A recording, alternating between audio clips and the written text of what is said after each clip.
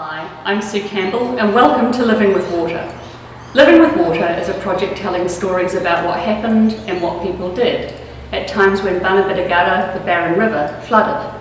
In this video, residents of Yorkeys Knob talk about their experiences in the past and how they managed during floods. We hope you enjoy it.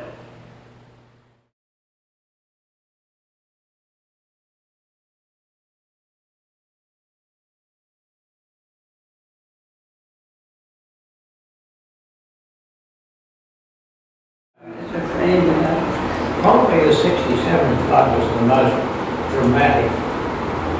Not on our part, but on my brother's part, because he lived in the house.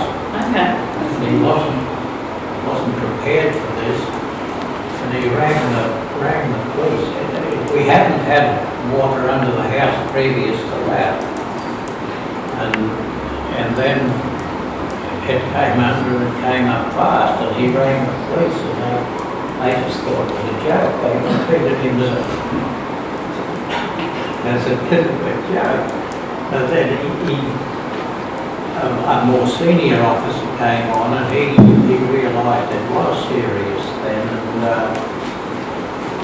they had the boat ready to evacuate him, but it wasn't necessary. Okay. He rode it out to 77 flood as well. So did the water actually come through the house? No, it was about 2 feet below the floorboards. Oh, yes, we were used to rain tumbling down on the tableland.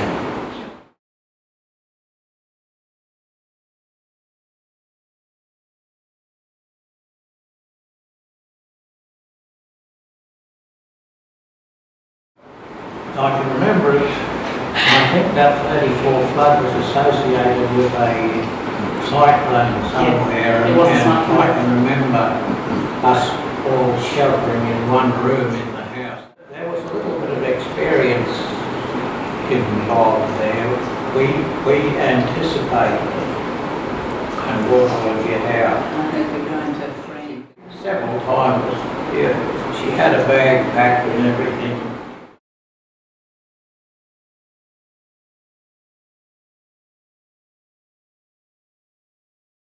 The 79 flood fairly well because our daughter from Brisbane, husband and 2 kids, one was still in nappies, came up here, and on the last day of the year it started raining, and it rained and we were cut off for 7 days. Wow. And no water. Oh no. The main line, our water supply broke, but to go in the shower we went.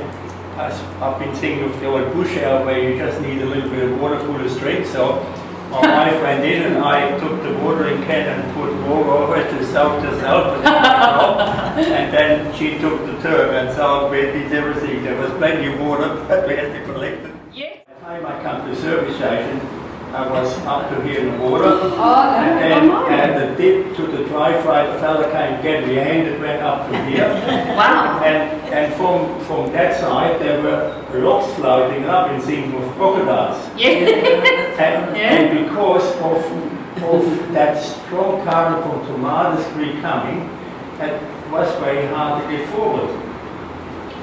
And at one stage I've been thinking of turning around. When I looked back, it was as far as going back as the service lane, and I kept going.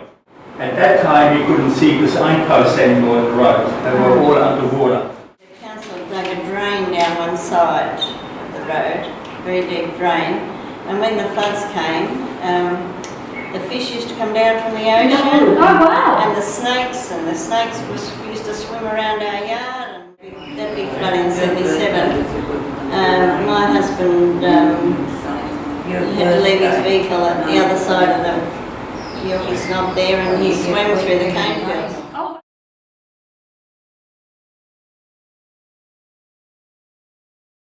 There's a freshwater crocodile in the roundabout. Water went down and he was still there.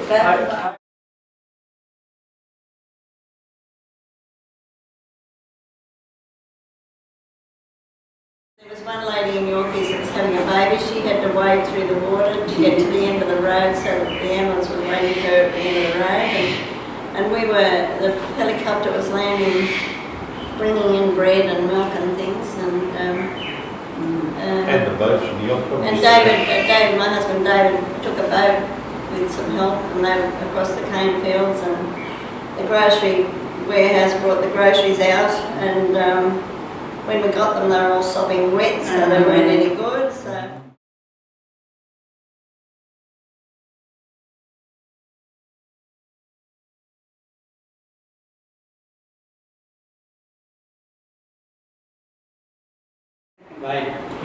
They come in and say, what's the water like here?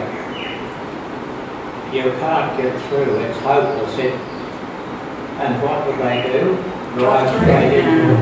And then they get a few hundred yards and that was it. Disappear. And then they come back and ask you if you'd go and pull them out. In the end, I used to tell them, it's the middle of the wet season, and battery's flat, I can't get a tractor started. Okay. And then at night, it started to pour here.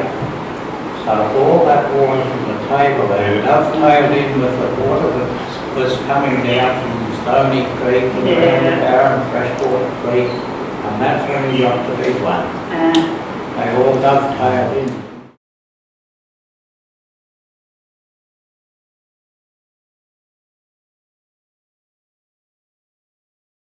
Yorkeys Knob, for instance, there's nowhere to go. You have to go up the knob. We've been up on the knob, and that can only take half a dozen cars up there. You can't take much up there. I mean, we went up there one year when the flood took it and stayed up on there till it subsided a bit there. But I can remember I just packed up all my jewellery and all my photographs and all my money and went up there.